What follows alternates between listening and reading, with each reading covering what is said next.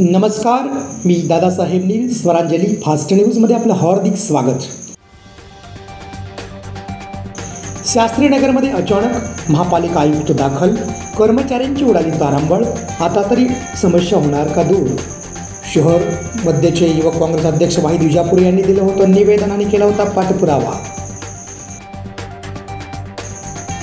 कामगार संघटना महासंघाच्या वतीने कामगार मंत्री फुंडकर यांच्या राजीनाम्याची केली मागणी. सर्व समाजांना न्याय देणारी वळसंगची रामलिंग चौडेश्वरी यात्रा अतिशय थाटामाटात आणि उत्साहाने भक्तिभावाने साजरा.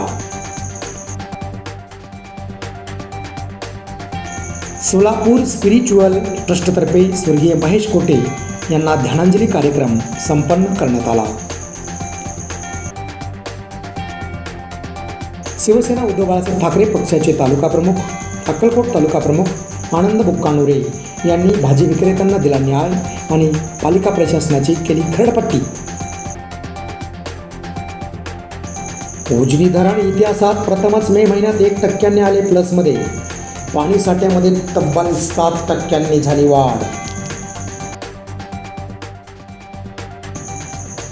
राज्यभर पावसाचा कहर, शेतकऱ्यांचं प्रचंड नुकसान. आणि पावसामुळे भाजीपाला खराब, भाजीपाल्यांचे दर वाढले.